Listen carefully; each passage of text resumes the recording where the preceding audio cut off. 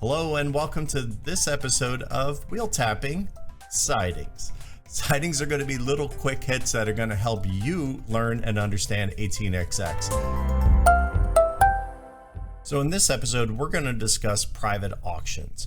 Now, if you've played any kind of game with an auction before, you may be familiar with the standard auction method of somebody puts something up for bid, or it's automatically placed for bid depending on game mechanics. Everybody bids on it, highest person wins. And certainly there are many 18xx games that may use just such a mechanism. However, the typical mechanism that was started by Francis Tresham with 1830 is what we call the Waterfall auction. And why we call it the Waterfall is going to be pretty clear once you understand how it works. So as you can see, the shares here, they start at 1 and they go all the way down to 6. They're numbered P1 through P6. The number denotes two things. It denotes the order in which the privates need to come out and also denotes their relative value. In a private auction, you have two options essentially. Number one is you may buy the lowest priced item for auction. So if you want to buy number 1 up here, it's going to cost you 20 bucks. The other option you have is you may increase bids on anything that is not the first one by $5.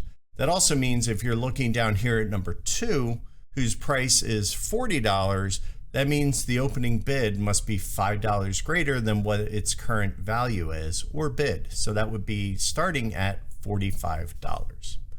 If somebody has a bid there, you just need to beat them by $5 and then play continues. The other option you have on your turn is to pass.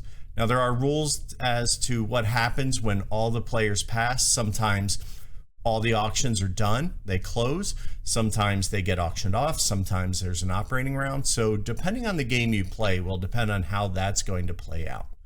But know right now that your two options. You can buy the cheapest one at the value it has on it, or you may increase the bid on another item by $5. In 1830, that's typical waterfall. But why do we call it a waterfall? So let's say we now have some bids on all of these items. Everybody's put some money on these and we now have different amounts on them.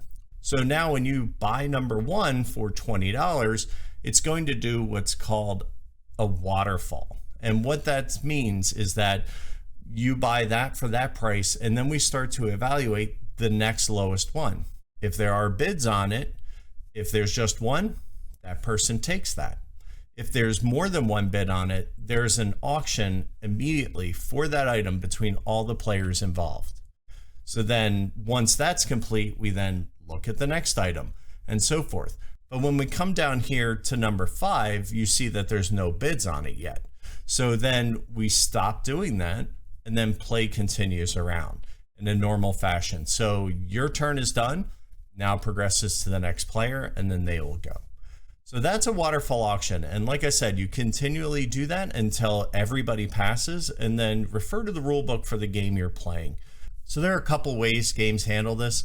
They can either do where you do an operations round where you just quickly pay everybody who has a private their revenue and then go into an auction phase.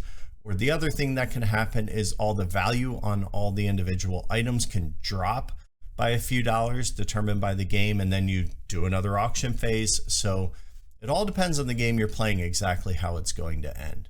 So join us next time because we're going to be covering that initial stock round that we're going to be going into right away. So thanks for watching. Be sure to subscribe, like below, tell your friends, and don't miss an episode if you're trying to learn how to play this game. Let me know in the comments if there's anything you would like information on specifically that I can cover in the future or have questions on things I've covered in the past. I don't know everything, but I know a few things. So we'll see you then.